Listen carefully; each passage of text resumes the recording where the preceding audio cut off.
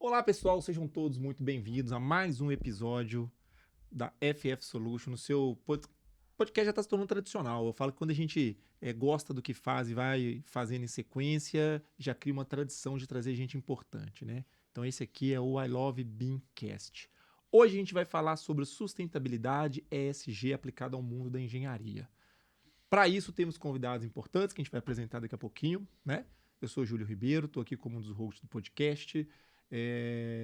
Cor parda, óculos, blusa preta, escrita I Love BIM, e do meu lado aqui, meu amigo, parceiro Lucas. Grande Júlio. Tudo bom, Lucas? Firme. Várias pessoas que viram o podcast falaram, você sempre vamos cumprimentar e fazer assim? Eu falei sim. Sim, e com cuidado de não bater forte, porque tem que tomar cuidado com o barulho aqui no treinados. estúdio. E aí, Lucas, quem tá com a gente hoje? Se apresenta e quem tá com a gente hoje? Muito bem, então, meu nome é Lucas, fazendo aquela autodescrição breve, né? Eu sou branco, tenho pouco cabelo, sou careca, tenho olhos castanhos e uso óculos. Estou com a camisa hoje aqui, novamente, do I Love BIM, que já é a nossa camiseta tradicional aqui, né? Então, muito bem, falando um pouco dos nossos convidados, a gente vai apresentá-los de novo, sem dizer quem são os nomes, né? De início, para que eles próprios se apresentem. Então, falando primeiro dela, que é coordenadora técnica de GeoBIM na FF Solutions, né? Ela é geógrafa de formação, mas eu não vou ficar entrando no detalhe, vou pedir para você contar um pouquinho tanto da sua formação, da sua própria carreira, mas já indico e já passo, Bibi, a palavra é sua. Muito obrigada. Como o Lucas já adiantou, meu nome é Bibiana, mas todo mundo me chama de Bibi, então tudo certo. Eu sou uma mulher branca, loira, tô de blusa clara, e sou geógrafa de formação, tenho um pouco mais de 15 anos de experiência no mercado, tanto público quanto privado. Trabalhamos juntos, como o Lucas falou, tem muitos geógrafos aqui na mesa hoje, então, enfim. Nosso outro convidado está cercado, eu diria. Tá cercado. E trabalhei tanto no público quanto no privado, então tenho essas experiências, muito focada no ambiente GIS, né, tecnologias GIS, geotecnologias, e migrei faz uns anos para o BIM, e agora estou aqui na FF, coordeno a equipe de GeoBIM, então, juntando os dois mundos, né, do GIS e do BIM. Muito bem, um mundo que me agrada muitíssimo, diga-se de passagem. E já passando a palavra para o nosso outro convidado, ele que é diretor na FF Solutions, é engenheiro, possui um MBA, e aí eu vou pegar minha cola aqui em engenharia de custos, né? Já trabalha muitos anos no meio, trabalha com BIM, trabalha com implantação de sistemas de BIM também. André, a palavra é sua. Eu só preciso me conectar aqui porque eu nunca sei de que lado que eu tô, se eu tô do lado do host ou do lado do convidado.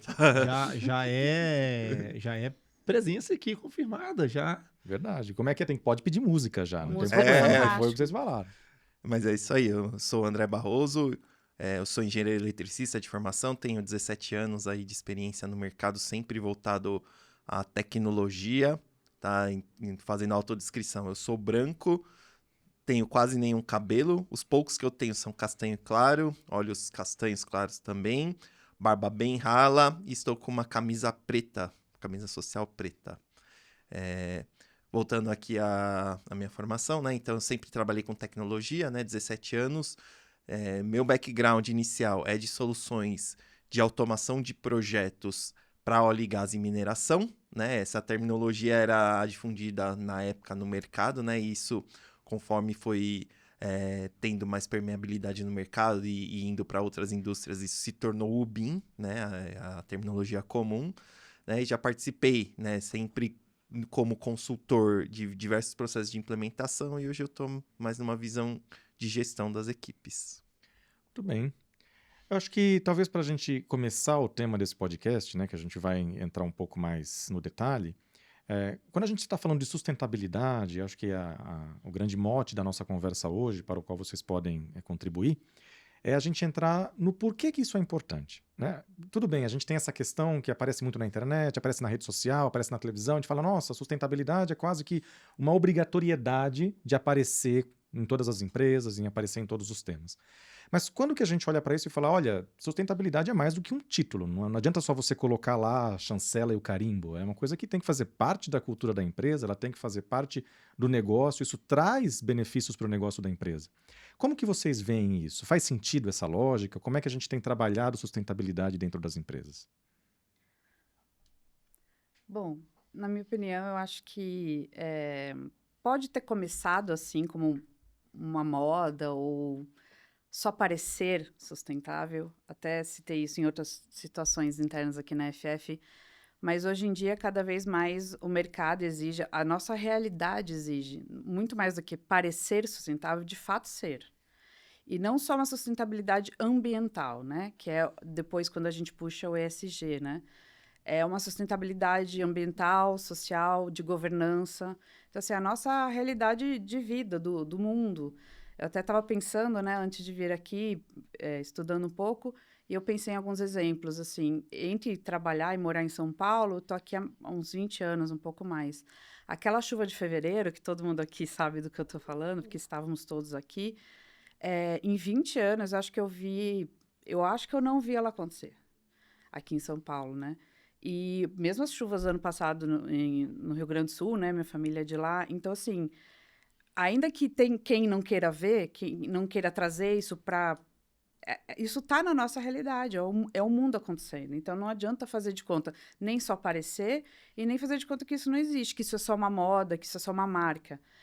E cada vez mais eu acredito que as gerações futuras e o mercado como um ente, ele exige isso, que seja de verdade, que você realmente se preocupe com qualidade, com sustentabilidade, nessas distintas vertentes, né? Eu vejo assim.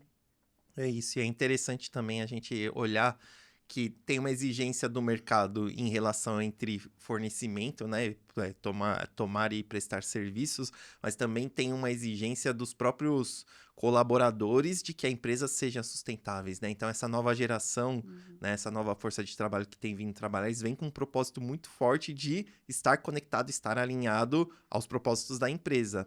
Então, se você tiver uma empresa que usa o slogan, mas na prática não pratica, né, os pilares da sustentabilidade, existe uma questão que pode ser uma empresa que não atraia talentos, que não retenha talentos, tá? Então, é muito mais do que um modismo, por assim dizer, né? É uma mudança, né? Uma virada de chave cultural que a gente vivenciou aí nesses últimos 10, 15 anos, tá? E que agora a gente tem visto que é algo genuíno e é algo que as empresas não somente estão fazendo esse movimento para se adequar à demanda, mas também por praticar, por ser algo que acredita, né? Que a empresa como uma empresa acredita como um todo. Legal, legal. Eu fiquei pensando aqui, a gente tem uma densidade de reunião de geógrafos aqui também, né? Eu sou geógrafo, também uma das formações, o Lucas também, a Bibi também.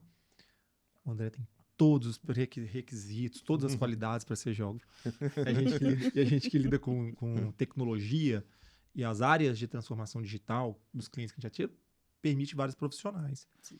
E uma coisa legal do olhar geográfico é que a sustentabilidade ela é algo desde a origem de pensar espacial. Não é algo que a gente está falando recente, né? Assim, né? Tem um lastro nisso.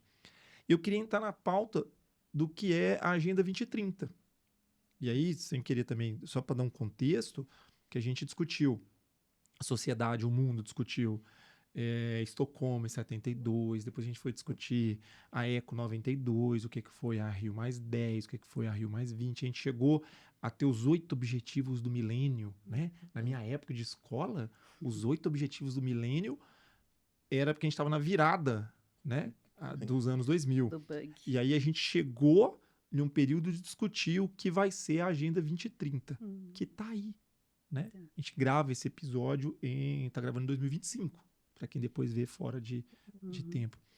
E aí, para a Agenda 2030, a ONU faz uma compilação de várias boas iniciativas na escala global. Depois ela pede para que eles sejam localizados e detalhados nas escalas nacionais, regionais e locais, que são os 17 Objetivos de Desenvolvimento Sustentável.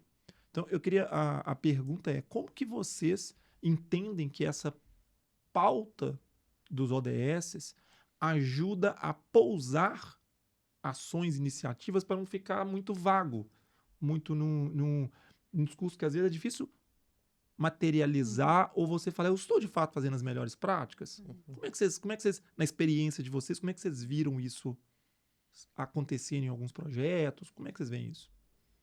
Eu acho assim, até você falou de geógrafo, né? Eu penso muito isso. A gente pode falar isso, não é bairrismo, mas assim, geógrafo tem uma visão global, especializada, como você falou, é um sustentável por formação mesmo, né? A gente realmente tem uma formação muito global do homem e o espaço, então é um pouco impossível você ter essa formação e não trazer a sustentabilidade junto, né? Na sua análise mesmo, no seu modo de ver.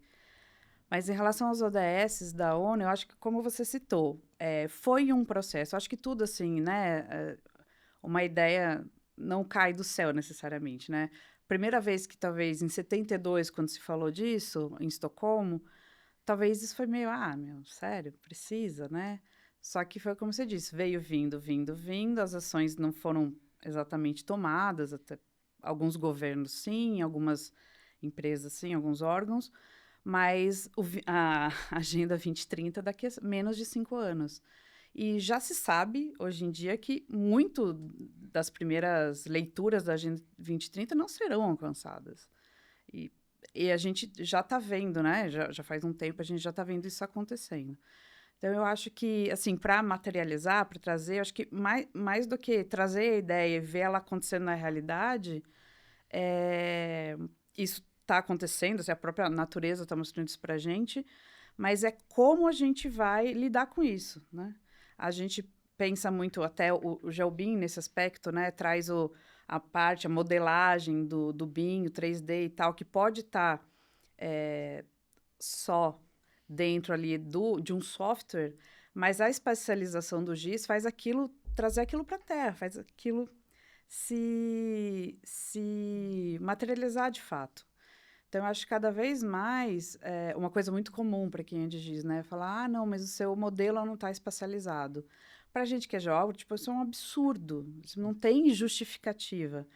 Mas quando você fala, tem alguns clientes que você comenta, e o cara, não, mas dá para fazer assim. Dá para fazer. Você faz o modelo no 00 do mesmo jeito. Mas a questão é, e o em volta, né? O em volta do seu modelo. O seu modelo é algo real, é algo material, é uma obra, é um empreendimento, é um ativo, enfim, uma linha férrea, alguma coisa assim. Então, aquilo vai tratar com a realidade, não tem como estar no software ali. Ali no software você vai medir, você vai testar, mas a realidade ela se impõe. Então, eu acho que é cada dia mais inevitável, assim. Eu acho que está posto, sabe? Foi demorado, teve esse histórico todo, até para todo mundo se acostumar e aceitar isso, porque um problema que você não reconhece, você não resolve, né? Então... Sim. O que eu acho interessante, né, dos 17 ODSs é que a gente estando no Brasil, né, como parte aqui da população, a gente consegue enxergar bem claramente ali os 17 objetivos, seja numa vivência do dia a dia nosso, então a gente, aqui como empresa, estamos baseados em São Paulo, é uma cidade que tem um grande foco em indústria, em negócios, mas a gente tem bastante desigualdade também, então é uma coisa que está bastante latente, só que quando a gente olha para nível de país, a gente consegue, inclusive, dar enfoque no que é o desafio de cada região, no que é o desafio de cada estado, de cada cidade. Às vezes, cidades que são vizinhas têm desafios bem diferentes entre si, né? E a gente consegue, né, pegar esses objetivos e olhar como uma agenda de melhoria, uma agenda, inclusive, motivada politicamente ali para conseguir fazer o desenvolvimento dessas áreas. Então, por exemplo, as regiões mais carentes de desenvolvimento de infraestrutura, ou mesmo que tenha ali uma pobreza muito grande, você tem esses objetivos muito bem mapeados no ODS, né? E isso traz clareza para delimitar as ações, delinear as ações, né? E conseguir tangibilizar isso em programas, em projetos, inclusive para captação de investimentos, né? Parcerias, enfim, tudo isso dá mais estrutura para o que vai ser planejado, né? Dentro dos diferentes cenários que a gente tem aqui dentro do Brasil. Legal. Eu tô sempre tentando fazer aqui agora tentar fazer um contexto que é dos termos ou falas que podem ficar muito claras para todo mundo e uma ponte para quem talvez precisa ter o conhecimento mínimo para entender um pouquinho do que a gente está falando. Pronto, vou colocar uma pergunta. Então, a base da sustentabilidade, que a gente fala que é a tríade da sustentabilidade, né? Ser ambientalmente correto, ser socialmente justo e ser economicamente viável. Uma vez que eu atingo essa tríade, eu começo a entender. Outra, que as ações que são feitas pela geração atual, né, o consumo, as intervenções, não prejudiquem o direito a usufruir daqueles recursos, daquele contexto nas gerações futuras. Né? E a ONU coloca como lema dos ODS assim, avançar, sem deixar ninguém para trás. Então, essas são 3 outras maneiras de tentar explicar o que é isso. E como que a FF, hoje vocês dois ocupam cargos de gestão, né? O André é diretor da empresa, a Bibi é responsável por uma área de Gelbin. Como que a FF consegue apoiar nossos clientes, né? Quais desafios nossos clientes têm demonstrado que essa visão consegue ser aplicada? Como é que vocês... O que vocês podem compartilhar disso? Então vamos lá, tá? A gente tem diversos aspectos que a gente pode ir abrindo e que a gente apoia, né, no âmbito da sustentabilidade. Então vou dar um exemplo. Quando a gente atua com órgãos públicos, isso está motivado por uma necessidade ali do município ou do estado. Tá? Isso está motivado por um projeto ou por um programa que precisa ser desenvolvido e a tecnologia está aí justamente para acelerar o desenvolvimento desses programas, desses projetos. Então, nesse sentido que a gente vem ali apoiando, né, de forma direta a fazer com que esses projetos saiam do papel, que esses projetos se tornem obras, se tornem benefícios, né, retorno para a população, para que a gente consiga melhorar como sociedade. Então, a gente apoia clientes ali de infraestrutura urbana, de habitação, de transportes, de obras, tá? E sempre levando ali o que a metodologia Gelbin entende melhor, né? Para trazer produtividade, para trazer transparência para as obras que estão sendo planejadas e futuramente executadas, né? Para trazer maior eficiência, seja orçamentária, seja de prazos. Então, tudo isso faz parte aí do nosso portfólio e a gente dá esse embasamento ali para os nossos clientes, para eles fazerem aí as implantações, certo? E só um acréscimo pequeno, mas importante. Isso, como o André disse, né, tecnologia e tal, hoje em dia, cada vez mais, né? Dados, Big Data, informações. A gente até estava comentando antes, né? Assim, como o tempo está passando muito rápido. Você vê o vídeo no acelerado em 2, você vê uma série rapidinho, é tudo muito assim. Mas uma coisa que é muito, muito verdade, em dados no geral e dados espaciais bastante, não adianta só você ter o dado, você tem que qualificá-lo, né? Então, assim, primeiro, assim, o Brasil já tem uma defasagem muito considerável em quantidade de fontes seguras ou uma pré-definição, digamos assim, de, para esse tipo, por exemplo, vamos trabalhar com uso do solo. Então, uso do solo, vamos tratar com esta fonte. Não, no Brasil, cada estado tem um, cada município tem um, às vezes governo federal, estadual, municipal, não se conversa. Então, já tem essa questão de às vezes, pouco dado e, pior ainda, dado pouco qualificado. Então, assim, eu repito muito essa frase, o pessoal da equipe sempre brinca comigo, assim, dado ruim, projeto, trabalho, produção ruim. Você tem que não perder, você tem que investir tempo no seu dado bruto, digamos assim, ainda mais obra, né? Você vai trabalhar com orçamento, com às vezes, escassez de dinheiro, escassez de recursos, ou não necessariamente escassez, mas você tem que controlar aquilo. Aquilo não é infindável, né? Então, você controlar isso, você tem que ter muita segurança do seu dado e ele tem que estar qualificado. Então, como a gente brinca, né? Para quem é da área de GeoGIS, assim, mesmo de BIM, né? Metadado não é enfeite, né? O metadado está ali por um motivo, o dado tem que ser bem tratado, ele tem que ser georreferenciado, ele tem que ser qualificado para o seu produto, para o seu modelo, para o seu projeto ter qualidade. A qualidade do seu projeto vem daí. E o GeoBIM, né, o GIS, o CDE, o BIM, enfim, ali em comum acordo, essa integração só é plena quanto... Não que ela só seja plena, mas mais plena ela é, quanto mais o seu dado tem qualidade. Então, né, para você ter uma obra incrível, que o orçamento bata, que o prazo bata, que você não desperdice, que não exagere no tempo de trabalho do funcionário, porque isso também, né, assim, isso também faz parte da sustentabilidade da parte social, parte das pessoas, né, que é um dos ODS é pessoas. Então, assim, tudo isso, né, não é simples, claro que não, mas, assim, tudo isso, quanto melhor é o seu bruto ali, melhor é a massa do seu trabalho ali, melhor é o resultado, né? É inevitável.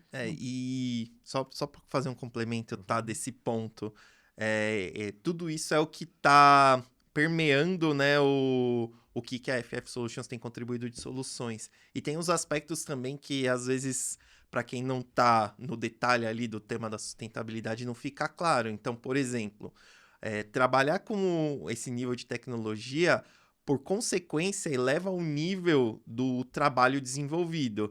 Então, o tempo que os projetistas passavam produzindo desenhos manuais, hoje eles conseguem investir muito mais em soluções melhores para os projetos, porque o BIM facilita esse trabalho de modelagem e aí a planificação, né, os desenhos são consequência, né, são uma extração desse modelo. Então, você tem mais tempo para desenvolver soluções mais inteligentes, soluções mais economicamente viáveis, soluções mais inovadoras, traz mais tempo para os projetistas, para os engenheiros, para os geógrafos, para todo mundo que permeia ali o ciclo de vida do desenvolvimento do empreendimento, para ter um trabalho melhor qualificado. Isso por consequência, né? Você tem uma evolução das pessoas como profissionais qualificados, né? E para isso você eleva o nível de qualificação de todo o ecossistema. Tem também o aspecto da governança, então, como a Bibi falou, né? Ter as informações bem qualificadas no repositório único, que se sabe que é a fonte única da informação, que se você pegar qualquer informação ali de um cadastro que não esteja naquele repositório, não é uma informação confiável, é outro aspecto também que a gente trabalha quando se fala de sustentabilidade. E a redução de uso de papel, né? Então, existe, né, uma associação direta, né, de que todo empreendimento que sai do projeto para virar obra tem que ter um fluxo de papel muito grande. Quando você trabalha com solução digital, você está reduzindo isso e você tem oportunidades aí de reduzir em até 90%, 95% do uso de papel em campo, né, com o portfólio de soluções que a gente tem disponível no mercado. Eu vou falar que eu estava com uma coceira aqui enquanto vocês estavam falando, porque vocês estavam falando de uma coisa que para mim, e na minha carreira, na minha trajetória, eu encontrei muito, né? E quando eu cheguei na FF e comecei a fazer entrevistas de implantação BIM, né? Processos de diagnóstico, era muito comum você conversar com as pessoas e elas falarem assim, o meu sonho é eu ter clareza de qual que é a faixa de domínio aqui da minha linha férrea ou da minha rodovia. A clareza é eu saber o que passa dentro dessa faixa de domínio, porque eventualmente você vai fazer lá uma atividade, uma intervenção, e você atinge uma fibra ótica, né? Para não falar que atingiu uma drenagem, atingiu uma fibra ótica, parou não sei o que de comunicação. Então, essa ausência de informações já referenciadas, de fato, é um ponto de dor no Brasil, eu compartilho totalmente. A gente acaba tendo que reconstruir muito, né? Mas aqui, entrei numa seara que eu nem deveria ter entrado, mas é só porque, na hora que começaram a falar, me deu uma coceira, eu tinha que falar, né? Mas só para fazer um gancho, retrabalho devido à falta de informação, ou às vezes não conseguir ter mapeado os levantamentos e contratar um novo levantamento porque não conseguiu localizar a informação, também é ir contra a sustentabilidade, porque você está falando de retrabalho, reinvestimento, mais esforço de pessoas direcionados, menos avanço no que poderia ter sido acelerado em termos de implantação. Então, tudo isso tem conexão com a sustentabilidade. É um ponto muito interessante. Não está longe, né? Eu me lembro, a gente estava fazendo também esse processo com uma empresa do setor de mineração, e ela falava assim, ó, já aconteceu de a gente contratar levantamentos topográficos para a mesma área, tendo já um em acervo, a gente contratar outro porque a gente não sabia onde estava, não existia um ambiente comum de dados estruturado, né? Então, imagina, você tem esse impacto todo. Mas a pergunta que eu queria fazer para vocês e ouvir também um pouco é, olhando dentre esses vários itens que você elencou até, né, André, falando de como trabalhar de forma digital, como a transformação digital pode ajudar nesses princípios de sustentabilidade, lembrando que sustentabilidade não é só ambiental, como vocês já bem disseram. Você abordou muito bem a questão de que os profissionais capacitados, né, as pessoas trabalhando dessa forma. Eu queria entrar um pouquinho de entender como que vocês veem o BIM, mais que o BIM, o GeoBIM, podem ajudar, eles podem contribuir para que a gente tenha esses papéis, né, de sustentabilidade respeitados e trabalhados. Eu me lembro muito bem de ouvir na FF uma conversa no seguinte sentido, se é importante que a gente consiga trabalhar num ambiente comum de dados para que a gente tenha a redução de retrabalho, como você disse. Mas quando a gente olha para além disso e olha também para o GeoBIM num contexto de cidades inteligentes, quando a gente olha já para um SIM, né? Aqui tem uma pessoa que pode falar com muito mais propriedade desse tema. Como que isso pode contribuir para esse tema? Eu acho que se a gente for pensar, né, o GeoBIM é a junção de GIS e BIM. O que significa o I do GIS e o I do BIM? É informação. É ela que faz a integração, ela que une. Então, também, num cliente, faz um tempo já, ainda bem, mas também era de mineração e o cara falou, mas que diferença faz eu já referenciar? É um exemplo só para ficar muito, muito claro mesmo. Que diferença faz eu já referenciar direitinho, com o sistema de coordenadas, do que eu simplesmente entrar no civil e arrastar? Aí já me deu um arrepio, né, de leve, mas tudo bem. E daí eu comentei com ele assim, eu falei, mineração, certo? Então, se você fizer um buraco literalmente no chão aqui, você pode achar água, você pode achar ouro, você pode achar terra vermelha. Faz diferença para você? Faz, né? Claro que faz. Enfim, daí ele parecia que era algo mirabolante. E você fala, cara, o cara é do mercado, ele trabalha com isso. E não é assim que o cara é relapso, não, o cara é um baita profissional. Mas é que, às vezes, a tecnicidade te afasta da realidade, que é o que a gente estava falando antes. Você está ali naquele software, aquela tela preta, você ali xingando que, sei lá, tal coisa não funcionou, tal pessoa não fez uma coleta boa e na hora que você traz para cá ela não funciona. Mas, em última instância, quando você materializa, você volta, né? O dado vem, você trabalha ele lá em outro planeta e você volta para a realidade. E quando você volta, é quando, de fato, a integração da informação está posta. Então, um exemplo que o André até falou de mobilidade. Moramos numa grande cidade, numa grande região, enfim, e sei lá quantos % da população do país e do mundo mora em cidades, grandes centros, né? Acho que mobilidade, se não a maior, acho que não a maior, mas é uma das grandes questões. De que adianta, já trabalhei no órgão público, né, que trabalhava com planejamento urbano, né, o Júlio também é muito familiarizado, e assim, o que adianta, por exemplo, a região metropolitana de São Paulo são 39 municípios, o que adianta o município A resolver um problema se aquele corredor de ônibus passa pelo B, pelo C, pelo D, pelo E, pelo F? Não resolve. E outra coisa que você disse, que é assim, tem 2 municípios que são vizinhos e são totalmente díspares. Vai trabalhar a região metropolitana de São Paulo, uma das maiores cidades do mundo. Ribeirão Pires, para quem conhece, é uma realidade. São Paulo, Osasco, Guarulhos é outra. Então, não é simples. Então, o BIM, o GeoBIM, ele consegue, de certa maneira, trazer todo mundo para o mesmo ambiente, de fato, né? Ambiente comum de dados, mas assim, de fato, você precisa equalizar. Você não pode usar a regra de São Paulo. Trabalhando nessa empresa, que foi onde eu conheci o Lucas, a gente sabe como era problemático as questões regionais usar a régua de São Paulo. Não existe. Praticamente só São Paulo tem a regra de São Paulo. Mas também não é possível usar a regra de Ribeirão Pires. Não dá. Então, mas você, para trabalhar tudo isso junto, dentro de uma mesma metodologia, você tem que equalizar isso de alguma forma. Então, eu acho que o BIM, o GeoBIM, tá nesse momento de... Não é deixar todo mundo igual, sabe? Mas é tentar trabalhar com as mesmas ferramentas, com o mesmo método. Eu acho que tem um negócio legal que o Lucas falou do SIM, né? E você tinha falado do GIS e do BIM. Eu fui lembrando aqui de uma coisinha.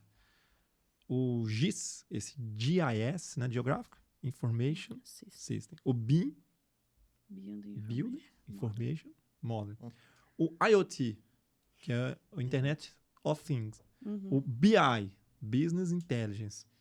Agora eu vou pegar o IR, né? O Artificial Intelligence. Esse I, todos eles têm I. Bibi também. Né? Esse I, ele é a mesma coisa.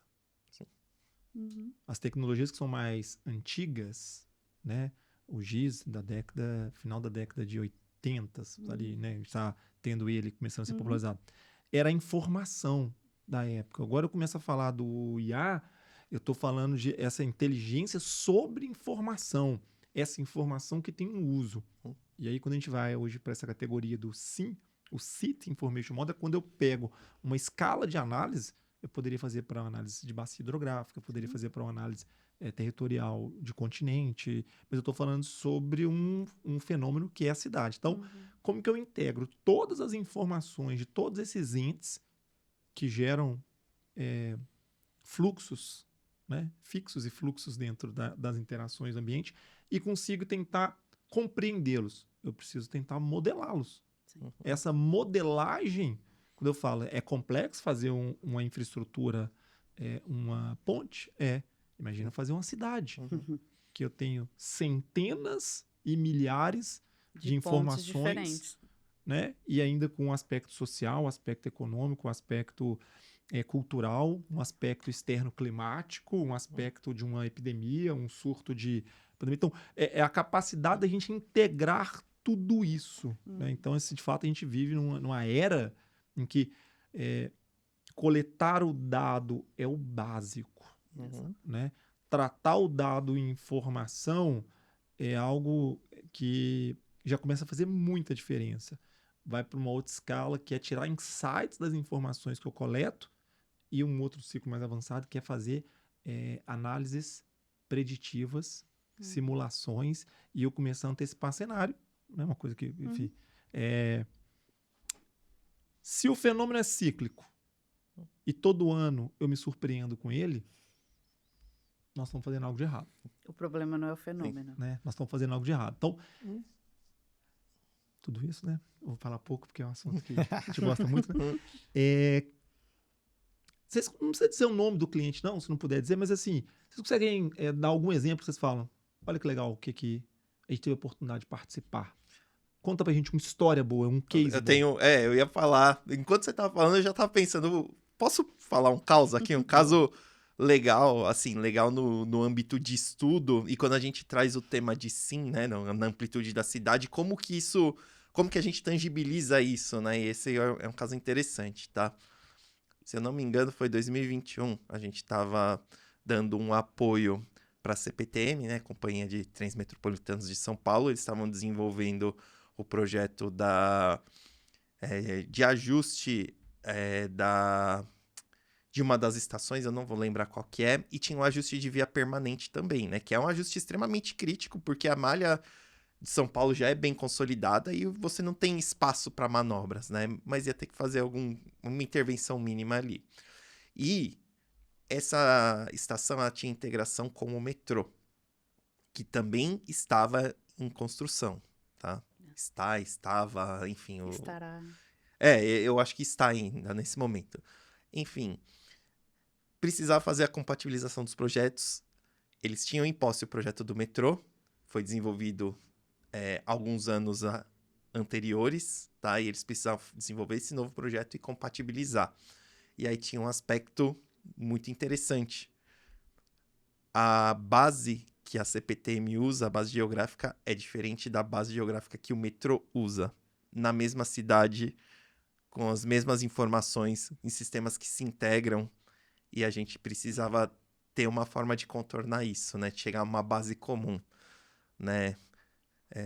A gente arrumou uma maneira tecnológica de contornar esse tipo de situação, mas quando a gente quer trazer uma discussão de sim, a gente tem que lidar com esse tipo de situação. E o que isso gera, né? Quando a gente está indo assim para um tema, mas está falando assim, pô, mas isso está conectado com sustentabilidade? Está conectado com sustentabilidade. Um projeto que não tem, né? Que tem uma dificuldade de compatibilização, gera risco de atraso na obra, gera risco de impacto financeiro na obra, gera risco de problemas na obra. E quem são os principais impactados é a população que usufrui desse transporte. E hoje a gente sabe, né? Quem pega trem, metrô todo dia sabe que isso é algo que impacta a saúde das pessoas que vão trabalhar, que se deslocam o dia todo. Então a gente está falando de impacto direto em diversos objetivos ali Os ODS. da ODS. Você me lembrou um negócio, André, que é o seguinte: os ODS, eles colocam diretrizes macros. Então, por exemplo, reduzir. Aí você pode pegar igualdade de gênero, desperdício de alimento, contaminação de água, pessoas com escolaridade ou não escolarizadas. Ele coloca diminuir, tá? Reduzir. Eu tenho que ter a base, eu tenho que saber onde eu estava. Ele não faz um corte linear. Talvez essa seja uma resposta para aquilo que você falou. São Paulo e um outro município de porte menor, se ambos conseguirem diminuir um aspecto de desigualdade, de onde partiram. E aí o Brasil fez um negócio muito legal, né? Que o Brasil, ele, para alguns desses temas, né? Enquanto uma das políticas públicas que teve, ele foi ousado, ele colocou erradicar. Né? A gente Reduzir. não conseguimos, né? Assim, ainda tem um período aí, mas provavelmente a gente não vai conseguir. Mas como que eu sei se eu cheguei lá ou não? Como que uma cidade lida com um problema, ela sabe se ela chegou lá ou não? Qual que é o meu dado de partida? Como que eu monitoro o que eu estou fazendo? Como que eu vejo e projeto um futuro se eu chegarei lá? Para uma ação de sustentabilidade, né? Eu diminuir qualquer indicador meu, qualquer KPI que eu use para gestão de eficiência e qual é o impacto dele. Eu estou super concordo contigo.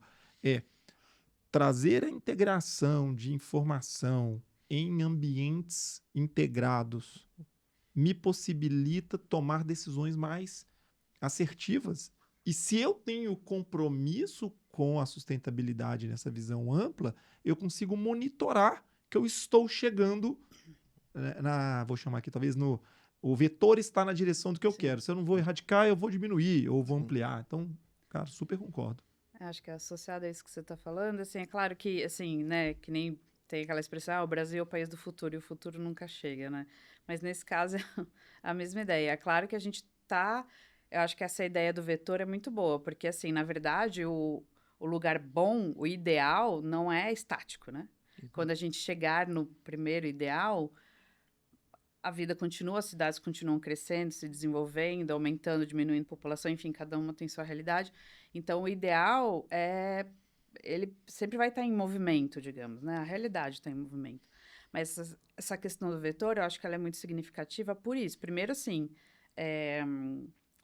a gente está em busca de algo, a gente está naquele caminho, no caminho certo, indo mais rápido, mais devagar, mas você sabe para onde você está indo, você sabe o que você está buscando.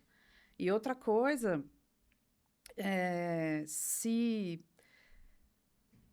a questão da governança tem muito a ver com o gerir, né? A gestão.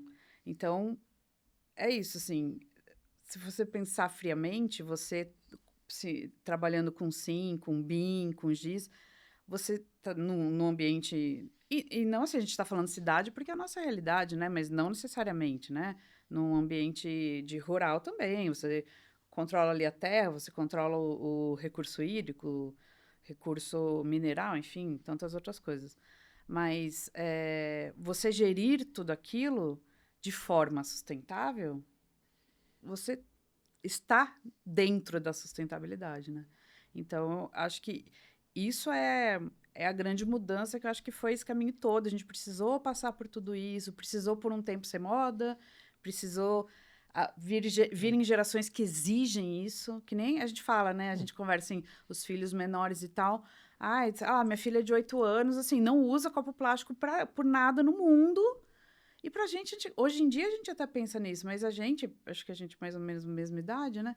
Assim, quando a gente era pequena, isso era uma bobeira. A gente aprendeu isso, né? Nossos pais, enfim. E hoje em dia é uma coisa dada. E A por pessoa isso não aqui só usa. temos canecas no nosso podcast. Exatamente. Então, é isso, assim, a gestão, para fazer uma gestão sustentável, ela tá dada, ela tá ali, né? Legal. Só pegar um pequeno gancho da sua fala quando você falou que a cidade não adianta a gente projetar um futuro porque o futuro ele é dinâmico. Não foi isso que você falou. Vamos lá, Falei deixa que eu ele corrigir. não é estático. O futuro ele é dinâmico, então você tem que projetar conforme a dinamicidade, tá? E eu lembrei de uma outra história. Eu assisti uma palestra, na verdade foi uma plenária que eu participei sobre cidades inteligentes na Câmara dos Vereadores de São Paulo. E uma das pautas foi levado uma pessoa que falou, eu não vou lembrar o nome da pessoa, mas ela falou que caracteriza uma cidade inteligente? Ele falou tudo, porque a cidade ela é inteligente por si só, a comunidade é inteligente, as pessoas são inteligentes e elas se adaptam conforme as necessidades, conforme os recursos que elas têm disponíveis, tá? E aí isso, né, quando a gente olha do âmbito de tecnologia, né, que é hoje é o foco do negócio aqui da FF Solutions, a gente tem como prover mecanismos para que os órgãos, as empresas públicas se adaptem conforme a dinamicidade da cidade, que por natureza ela é inteligente. Então, quando a gente mira, né, vamos desenvolver aqui, né, uma forma, né, de um framework de trabalho de um SIM, a gente tem que olhar para isso, né, para como que as ferramentas podem ajudar nessa dinamicidade da cidade, que ela muda constantemente. Às vezes a gente que está no dia a dia não percebe, mas é um ambiente muito dinâmico em questão, às vezes, de meses, não diria nem de anos, mas meses uma comunidade pode mudar completamente suas características diante das condições que a gente tem, né? Legal. Interessante isso que você estava falando, e eu vou entrar um pouco até na sua pergunta, Júlio, né? Quando estava falando desses casos reais. Eu me lembro, alguns anos atrás, acho que uns 3 anos atrás, eu estava num evento fora aqui de São Paulo, acho que eu estava em Salvador, se eu não estou enganado, mas eu me lembro que o público era para a Defesa Civil. E aí a gente começou a falar, olha, para além do que eles já conheciam de metodologia BIM, a gente tem a possibilidade de ter isso dentro de um GIS, que você consegue ter mais de um modelo, né? Você olhando como órgão público, aqueles modelos de vários ativos geridos pelo Estado, pelo município, num ambiente único, já referenciado, em conexão com as demais bases, etc. Ele me fez uma pergunta que eu achei muito interessante, que a pergunta era assim, escuta, eu como Defesa Civil, eu conseguiria ter acesso, então, às especificações do as-built dessas edificações, onde eventualmente eu vou ter um problema, onde eu posso ter desde um incêndio, que daí, claro, envolveria o corpo de bombeiros também, mas ou um problema de desmoronamento, ou diversas situações de risco. E você conseguiria ter um olhar disso para a cidade, você olhar, aqui você tem uma região que tem ocupação numa área de risco que não deveria, né? Enfim, uma coisa bem integrada, eu achei super interessante. E eu acho que entra nesse cerne do que a gente fala de SIM, né? A gente deixar um pouco esse GIS 2D que historicamente a gente trabalhava e passar a olhar para ele em 3D, mas também em BIM. Mas tirando esse contexto, que foi só uma parte... Só pegar um gancho por aqui, favor. para não perder essa sua fala muito bacana.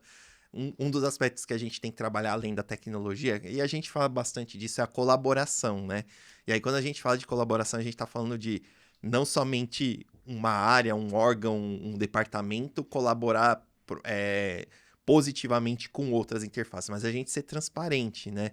E com certeza, quando a gente deixa de olhar para nosso objetivo e passa a olhar para um objetivo de cidade, né? De comunidade, de órgão, né? Uma coisa mais ampla, também atinge um dos objetivos, né, do ODS, que é justamente a parte de parcerias e desenvolvimento de comunidades. Então é mais um gancho aqui que eu peguei aqui do tema como um todo para falar que tá tudo conectado.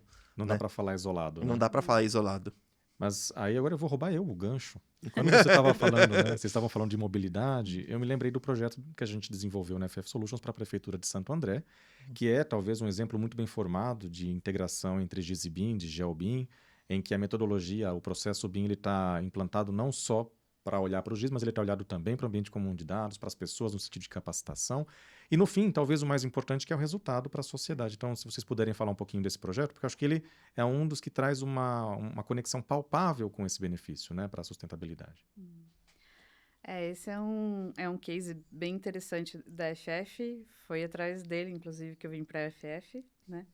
E temos o maior utilitário aqui do meu lado. Utilitário como munícipe, como né? munícipe O beneficiário do projeto. Beneficiário. Qual é a ideia desse projeto, né? Era atender às demandas de mobilidade advindas de app, telefone, e-mail, enfim, vários tipos de entrada, mas principalmente um app específico que o André usa muito. E eles recebiam essas demandas e elas iam se acumulando, eles não conseguiam dar vazão. E, por exemplo, tinham várias situações. Buraco na via. Aí, eu, que moro na frente do buraco, criei a demanda sobre o buraco. O André, que passa lá e pega um Uber, um ônibus, falou do buraco.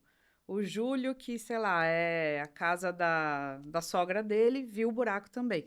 Então, assim, eles tinham uma demanda represada enorme, só que muitas vezes elas eram multiplicadas. Então, tinha uma única demanda com 5, 6, vamos supor, essa é a ideia. Então, a primeira coisa que tinha que ser feito era, primeiro, conectar os ambientes, então, desse aplicativo e das outras formas de entrada ali num WebGIS ou num aplicativo, a própria prefeitura tratava aquilo e tinha que dividir o tipo da demanda, depois espacializar, qualificar para ver quais eram prioritários. Enfim, um buraco na rua, numa rua sem saída, tem uma criticidade.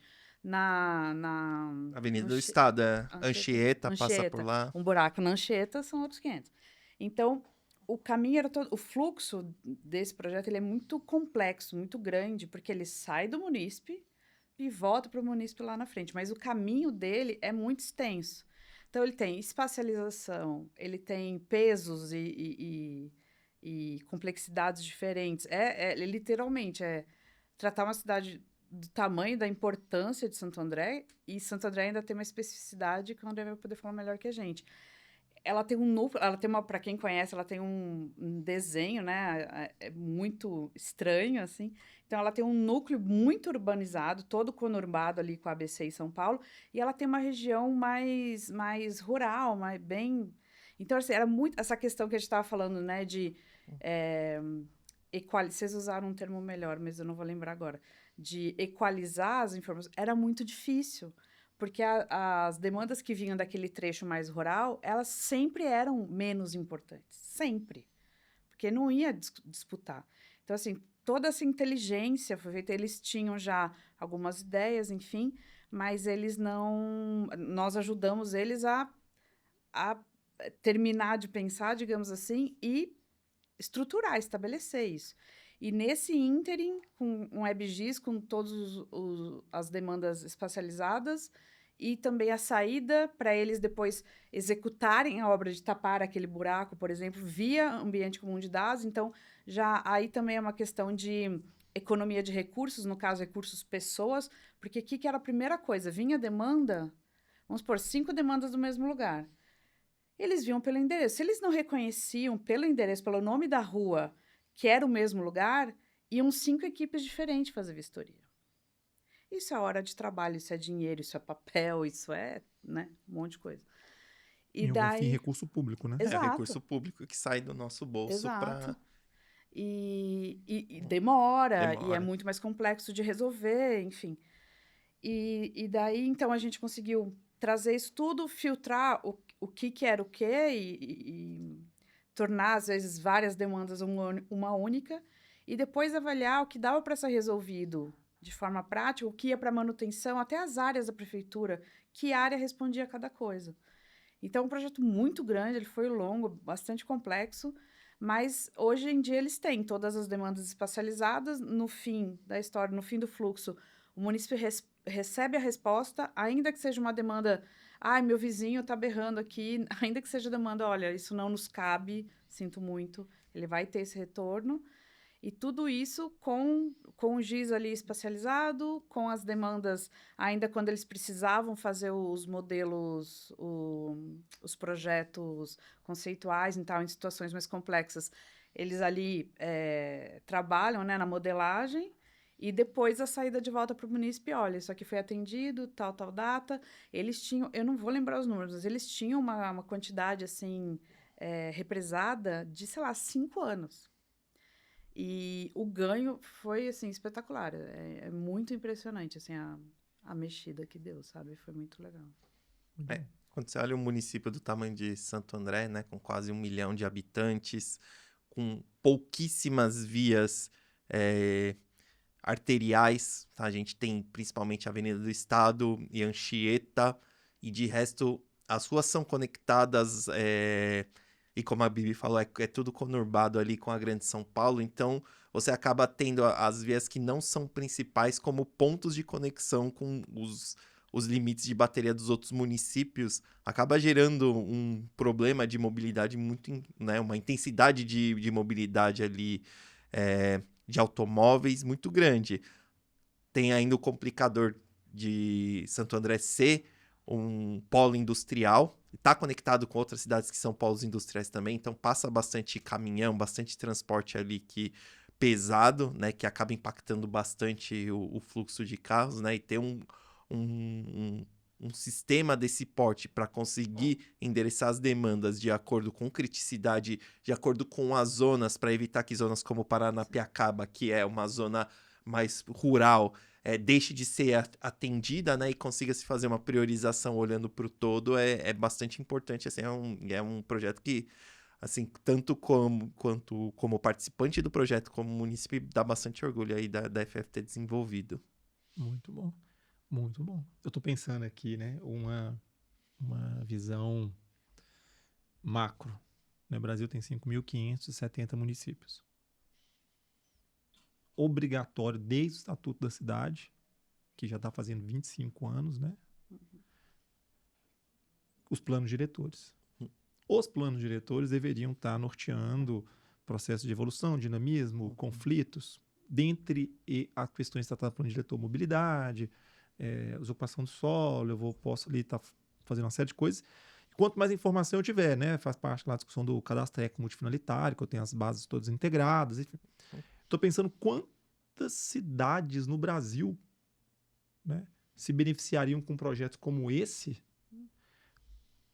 para uma ação de pensar futuro, que é incorporar no plano diretor, né, o impacto desse grau de informação.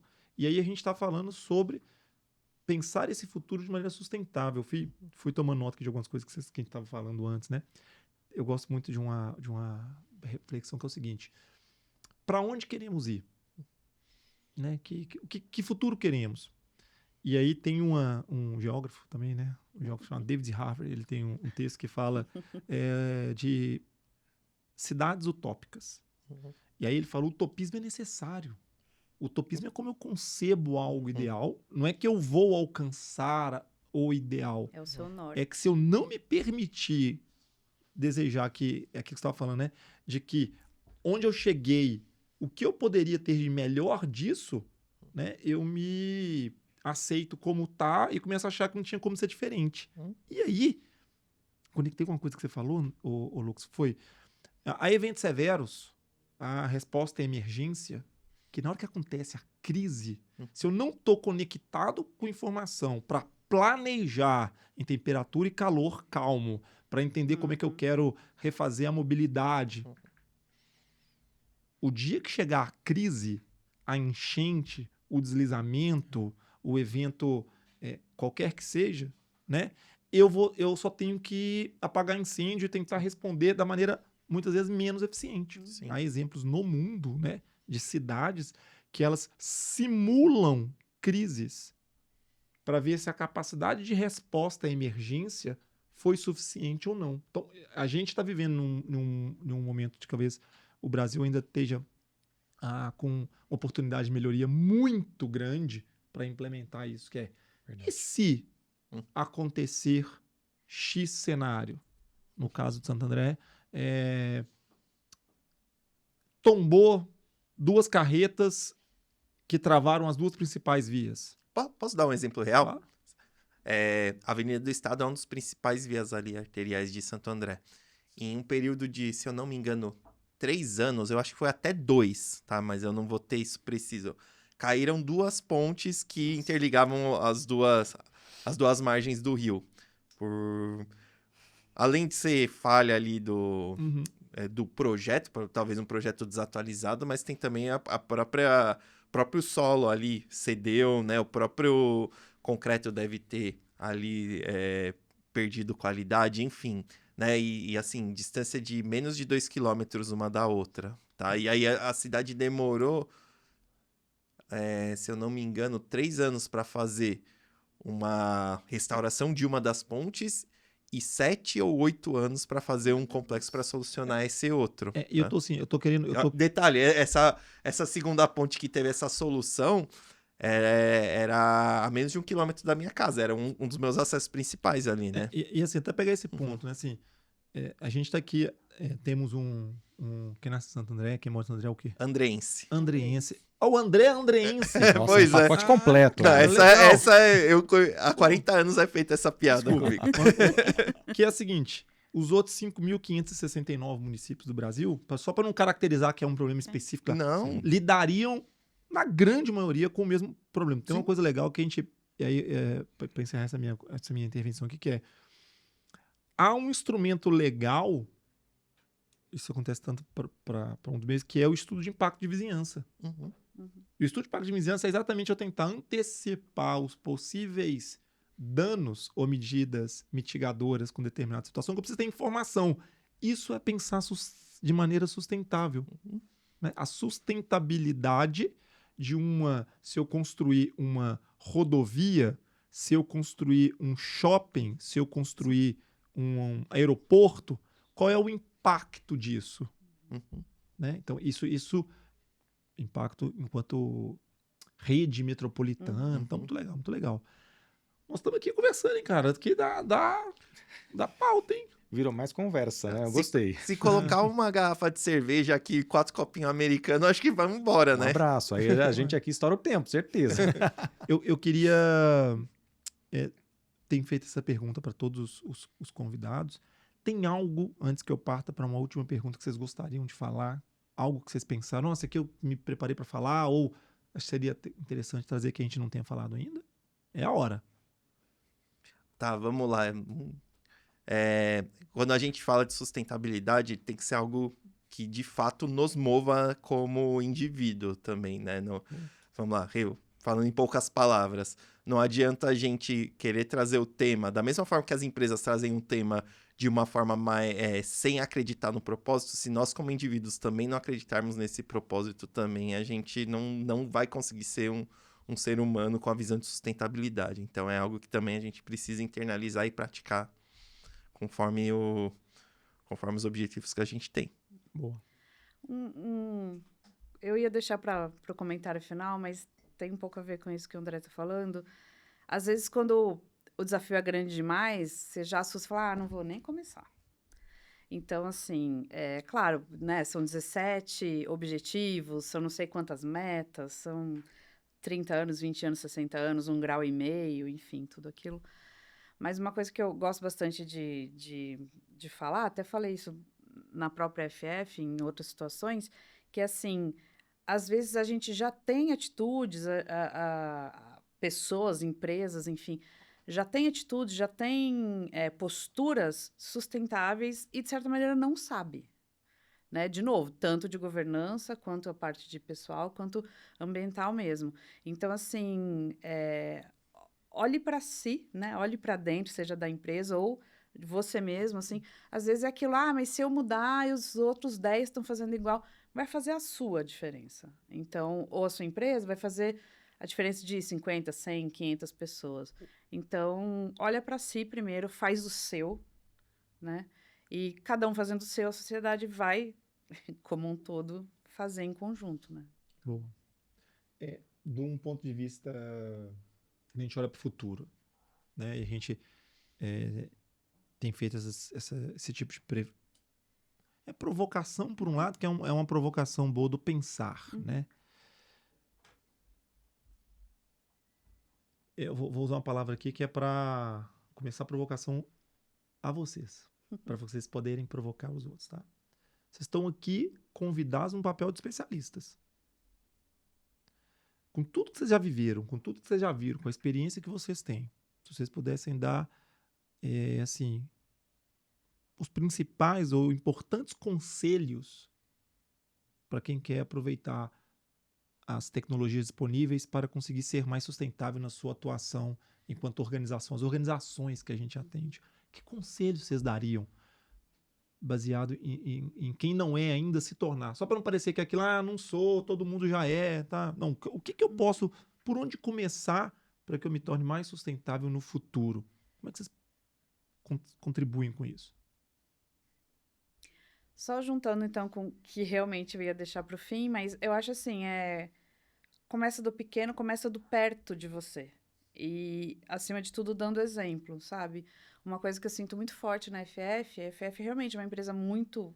Eu falo isso, vocês sabem, não estou falando só no podcast, eu de fato falo isso. A FF é uma empresa muito legal, porque, acima de tudo, ela não é sustentável porque é bonito ser sustentável, ela não é um lugar aprazível porque só para falar que é, de fato é. Então, isso tem que ser verdadeiro, foi o que o André falou, tem que ser verdadeiro para você, para sua empresa, para sua comunidade. E eu acho que talvez essa questão que você falou, né, de ter a meta ali, de ter o vetor. O seu vetor pode ser lá no infinito, mas procure seu vetor, procure seu norte ou da sua empresa, sabe? Você trabalha com obras e tal. Vamos supor, você trabalha com obras, primeiro, assim, não dá para atacar tudo ao mesmo tempo, digamos. Então, vamos atacar, sei lá, redução de resíduos. Vamos trabalhar com isso. Quando a gente tiver um pouco mais estabilizado nisso, a gente pega um outro vetor, uma outra meta e vai caminhando, sabe? Porque eu acho que é mais assim, de fato, reconhecer, como eu falei antes, né? Reconhecer o problema e atuar sobre ele. E assim, não que daqui a 2 dias, mesmo, nós mesmos, na FF mesmo, a nossa visão de sustentabilidade, desde quando foi a primeira vez apresentado, né? Ela a primeira fase, digamos, é 25-30. Por quê? Porque não é instantâneo, não é apertar um botão. Então, acho que é isso, trace 1, 2, 3 metas e vá, sabe? Você vai aprendendo no caminho, você vai dando exemplo, você vai melhorando, mas começa. Boa. Quando a gente fala assim do âmbito de como que a tecnologia pode ajudar as empresas a serem mais sustentáveis, tá?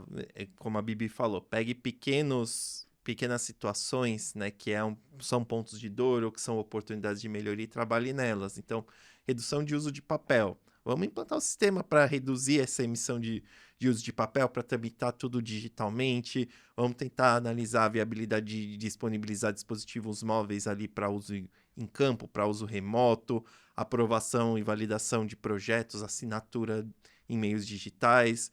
É uma linha completamente válida. Mudança cultural é bastante importante, tá? E aqui, né, sempre fazendo um parênteses, quem está dentro de uma organização dificilmente consegue fazer uma mudança. Então, hoje tem diversas empresas aí que conseguem apoiar, né, num viés consultivo de fazer essa gestão de mudança, tá? A FF também trabalha na gestão da mudança, principalmente no processo de adoção da tecnologia. Então, considerar apoio externo é sempre um caminho bastante válido e é um acelerador, tá? E sempre alinhado com um objetivo, tá? Tem que ter um objetivo, tem que ter indicador, tem que ter uma meta para conseguir que isso saia do intangível e vire algo que, quando começar a se tangibilizar, vire algo cultural da empresa. Tá? Boa. Muito bem. Eu vou te falar, enquanto vocês estavam falando aqui, eu pensei uns 3 causos, como você falou, para contar aqui, mas o tempo urge. Muito bom. Quem quiser encontrar vocês, segui-los, redes sociais, contatos, como é que faz? No LinkedIn, André H. Barroso, tá? Barroso com Z. É o caminho mais fácil aí para encontrar e para entrar em contato comigo. Boa. Comigo também, pode ser via LinkedIn, Bibiana Martini. Acho que é isso. Muito bom. Obrigado. Obrigada a André, seja vocês. bem-vindo. Volte mais vezes, em qualquer situação que você Essa quiser aqui, música. tá bom? Se a gente seguir no ping-pong, a próxima vez é do lado daí. Boa. Bibi, obrigado também por ter vindo. Volte Obrigada mais a vezes vocês. também. Tá bom? Cara, é isso. Tudo bom? Obrigadíssimo e bora pro próximo. Bora né? pro próximo. Pessoal, quer acompanhar essa sequência de podcast que a gente está fazendo, todos os outros episódios, acompanhe nas redes sociais. A gente está no LinkedIn, estamos no Instagram, estamos no YouTube. A gente tem soltado todos os capítulos inteiros, depois em pílulas também. Tem material no nosso blog, enfim. A gente tem gerado uma série de conteúdos com muito valor agregado para poder te informar melhor, te provocar. Se quiser que a gente fale sobre algum tema, entre em contato também, que a gente Verdade. convida alguém da área para poder desenvolver algum assunto. Vai ser um prazer. Muito obrigado a todos. Até mais, Obrigada. até o próximo. Abraço.